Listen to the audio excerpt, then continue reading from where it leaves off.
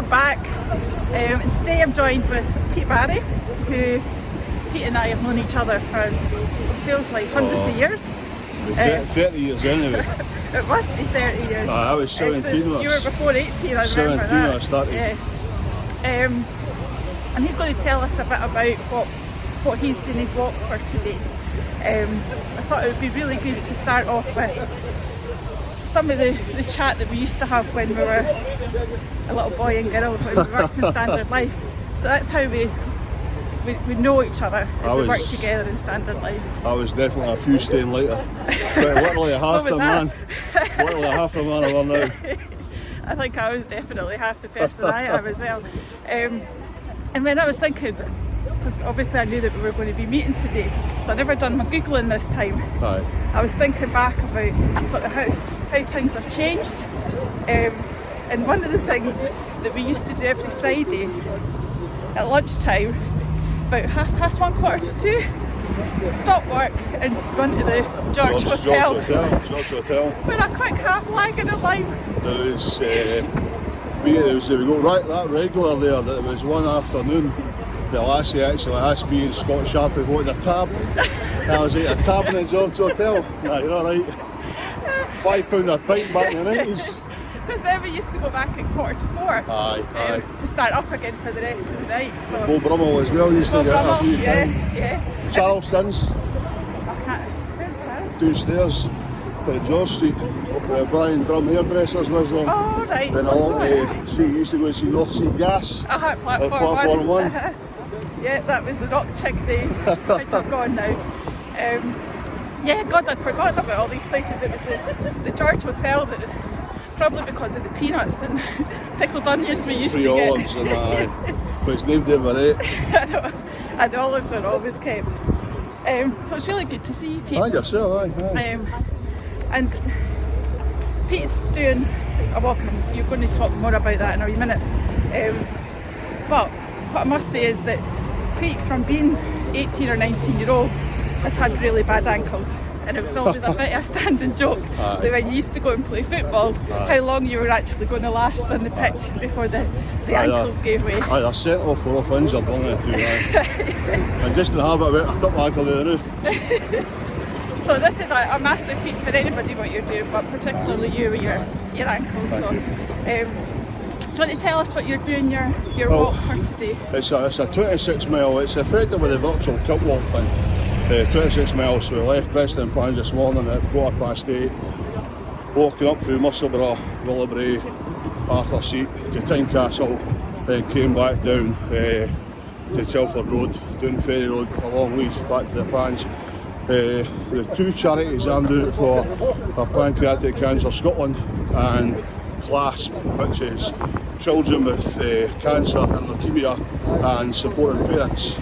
The reason behind those two, pancreatic cancer, is a good friend of ours for the Preston Plans Arts and Waters Club a few years ago. Went to doctors end of November, blood tests, wasn't feeling well, blood tests, and got told 2 weeks later to get his affairs in order in pancreatic cancer.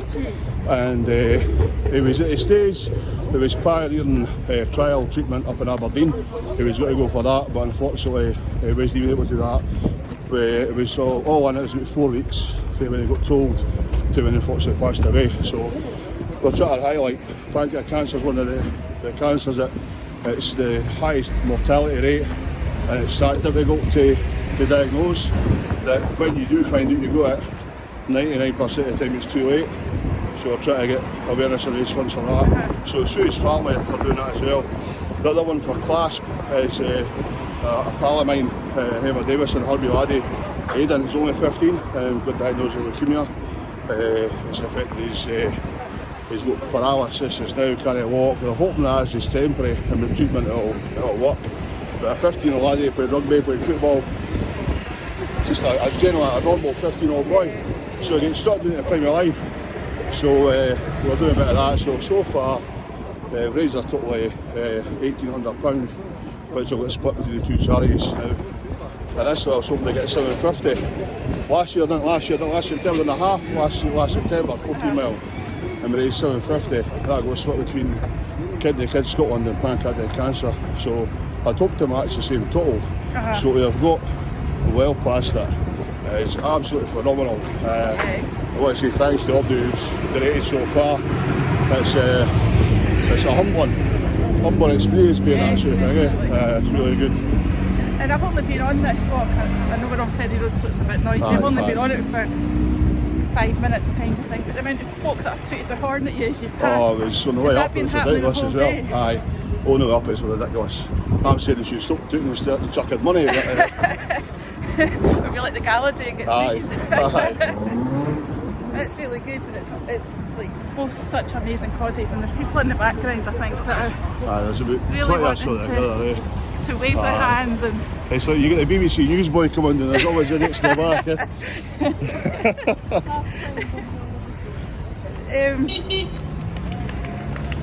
Yes, saying, I mean, you talked about Aidan there just now. One of the people that's going to be walking with me is one of the Sky News broadcasters. Aye.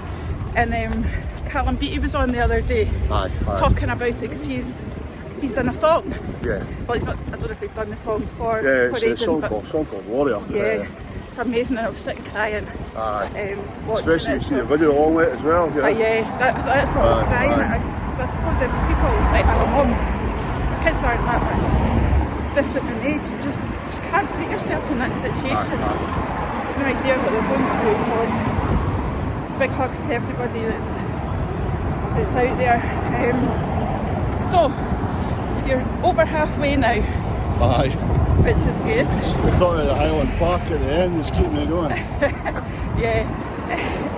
And it's a lovely day, so is there going to be a barbecue or something? Yeah, I think one of my mates do a wee barbecue for after it. I'd be happy with a bottle of whiskey and a big box of ice on my feet, but... and the old ankle. The ankle, aye. Which is well and truly, or both of them are well and truly strapped up. I've got electrical tape holding them together, No, hats off to you, Pete, you're doing a great job. So, the walk isn't the only sort of good that you do. You do lots of other things as well, don't you? Tell us about any of them? We help out with it's the East Lothian Fresh Chicken Dinners project. That started off, it was a year past November. A lady, Jane Russell, she fell upon hard times and was overwhelmed with the support of her neighbours and stuff. So she wanted to pay it back. So what she started doing for her own kitchen was produce a fresh, hot cooked dinner just every Sunday and hand it to and give it to those that were falling hard times, young children, single mothers with young children, the elderly, that sort of thing. So for there it kind of snowballed, and then they were working out the Harleyhill Day Centre and Preston plans, but due to COVID restrictions and stuff, the council basically chucked them out. So I'm also master of the local Masonic Lodge, so we stepped in and provided the premises free of charge. So since January we've been helping, they've been based in our lodge, and every week we got told to measure it the number of mouths you feed as opposed to the actual houses delivered to. So every week it's roughly an average 1,500 mouths that we feed per week. So since the start of this year, by this week we're talking about 25,000 mouths we've fed, 25,000 meals, and it's all completely voluntary. You rely on, even the food we buy ourselves, it's all relying on donations and stuff. So we get some fantastic donations from there's a local sort of Tesco and Sainsbury's community champions that those companies employ.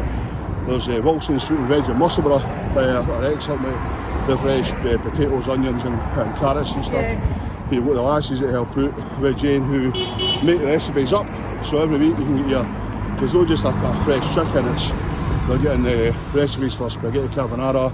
Now we're moving to summer, it's salmon teriyaki and all that sort of stuff, and some Greek salads, and we're getting all the produce for that, and there's a recipe sheet gets handed out, and I can't cook half the stuff myself. I know I cook spaghetti carbonara, so I got a recipe sheet for that. Aye. That's amazing. So it's great. So it was East Lothian, the whole East Lothian, for Dunbar, we're up to sort of Whitecraig, Musselburgh. But what we've trialled is we've trialled into Midlothian with a 2 week trial for that, covering sort of Mayfield,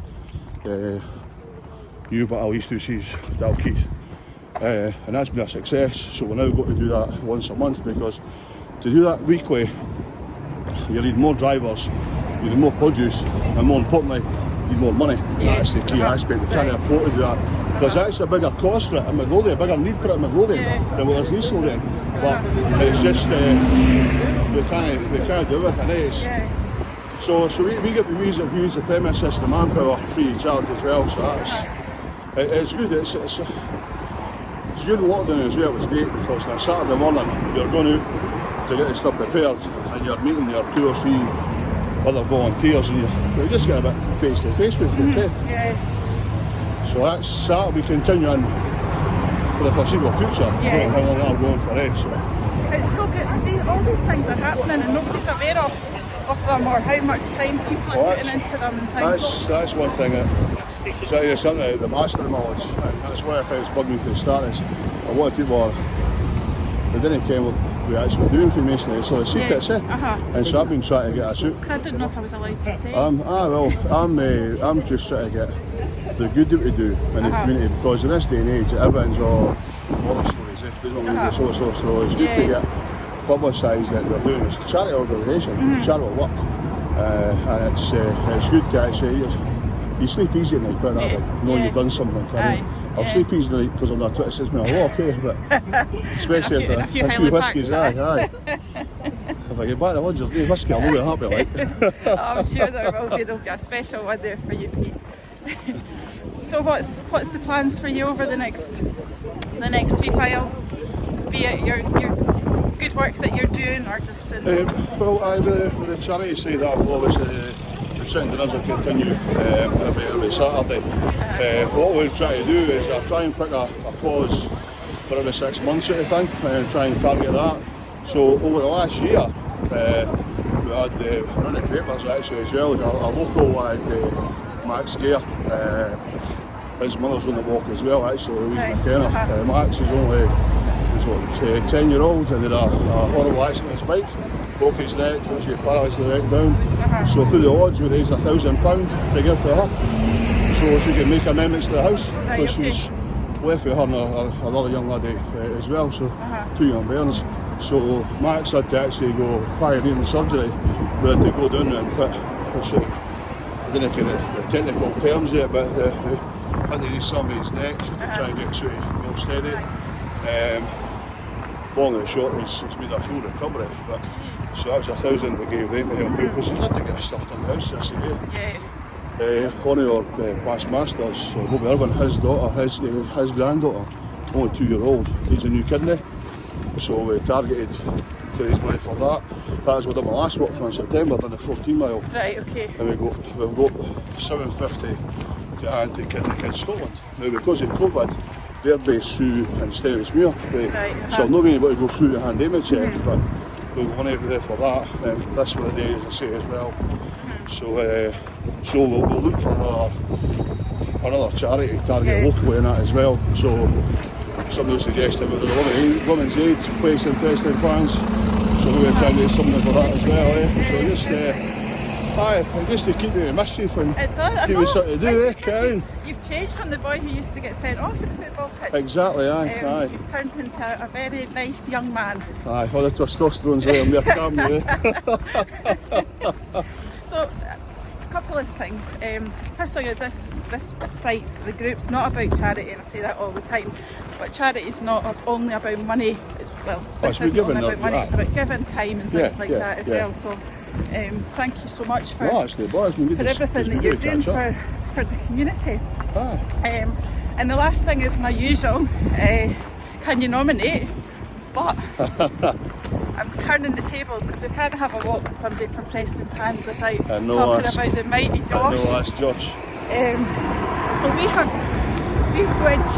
followed Josh for years, Josh Taylor, and we were lucky enough to get our tickets upgraded for the first fight we ever went to, so we were almost at ringside, so we've always got really decent tickets since then. So, do you think he would ever want to walk with me? He'd be delighted to. He's actually in Vegas just now. He's in Vegas now because he's got a big fight against Ramirez in 4 weeks' time, so 22nd of May. So he's over there just now because he's acclimatised, plus the COVID regulations and stuff as well. But Joss is actually the Chicken Dinners project. Joss is actually an ambassador for that. Oh, right. And I worked closely with him back in December with the big Christmas push. So he was certainly delivering food back then. So a really nice guy. So I spoke to his fiance because obviously he's been doing London training and away there. Well, nobody, it shouldn't be a problem. Although if he gets beaten, you might not want to. I don't care. I don't care. I think he's an inspiration anyway. And yeah. Okay, so thank you so much, Pete. It's been lovely catching up with you. Yourself, you're fantastic. And hopefully it's not as long the next time until we see each other. Well, hopefully once after the 17th of May, we can maybe be up for a proper pint in a pub somewhere. Definitely, a wee standing live reunion again that we never really get round to doing. Well, I think we had one once a few years ago. We did, yeah. Choppers leaving doing it, was I think it was, aye. And we still can't find Brian. Brian still vanished from the face of the earth. So the shadow. The shadow, aye. Okay, so I'll let you get back to your group now, but it's been magic, thank you. No, that's fantastic. And I would have hugged you. No allowed to. So I'll see you soon. Yes, it is. Right. Thanks very much. Thank you very much.